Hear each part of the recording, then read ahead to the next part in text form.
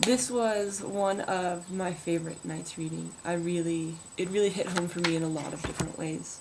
First, the Haberman article, The 14 Acts of the Pedagogy of Poverty. I thought that that was really eye-opening and mind-blowing to see all 14 acts of teaching written so succinctly and put together like that. That was really eye-opening for me because that is what so many teachers I taught with this year thought of as teaching. They thought that that is what teaching is, which is wild. I also really liked what Haberman said about setting expectations, and I think that each article sort of touched on it a little bit. But Haberman especially about setting high expectations in order to reap the benefits from your students, have them put 100% of their effort into whatever the assignment is or the day's lesson might be. Those expectations you set, they will rise and meet them. If you set low expectations, you'll get low quality of work. If you set high expectations and hold them accountable, you'll really see a lot of benefits from your students. I saw this a lot in my 5th grade placement this year. At the beginning of the year, I started with 4 very strong-minded 5th grade teachers, and they set very high expectations for their students. In fact, most of the school called them the fun suckers of the school because they said that they didn't know how to have fun. They simply demanded work and the highest level of work that you are capable of every day, all day, which is a lot to live up to as a 10 or 11-year-old, but these women did not let you get away with it. And that taught me a lot of, I really saw that in practice, that when these women set high expectations, the students who had never performed well in school started to rise to these expectations because they couldn't get away with what they usually got away with.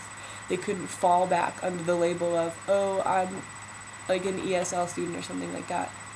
I don't usually have to work as hard as everyone, so I don't try as hard. And they wouldn't accept that, and they made them work very, very hard. They were sort of the demanding side of what, I'm not sure who wrote the article, but the Warm Demanders article was one of my favorites. I even wrote, love this article up in the corner, because it was so fantastic. They taught me that if you demand something of your students and you hold them accountable, they will rise to your expectations. But they were the demanders without any compassion, which is almost just as bad as having compassion without any expectations.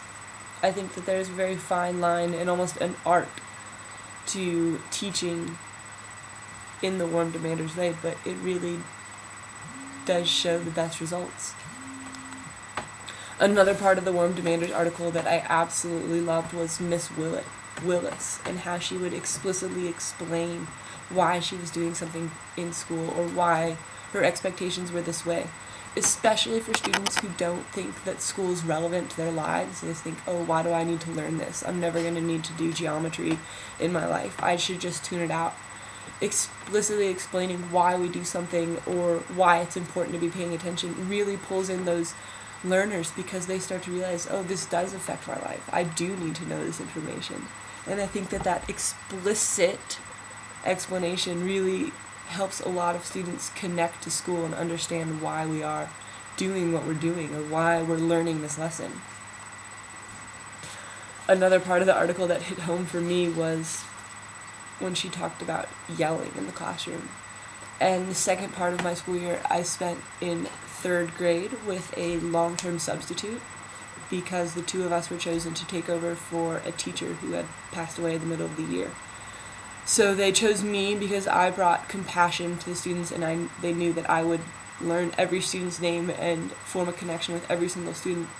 And then they chose this long-term substitute for legal reasons and because they thought that she would bring rigor to the classroom and help push me ask the challenging questions. And it didn't actually work like that at all. She became the authoritarian person where she just yelled at the students whenever they were doing something wrong. She didn't explain why they were getting yelled at or what they had done wrong. She just yelled at them constantly. And it became a huge issue. We didn't work very well together, all this stuff. But I think it's very important to understand that there is a time and a place to yell in the classroom. Sometimes things have just gotten so completely out of control that you need to yell. But you have to also go back to that explicit explanation and explain why you're yelling and why you got upset and what the students did, so that they know what they did and they can fix it and become more aware of their own actions and the implications of their actions later.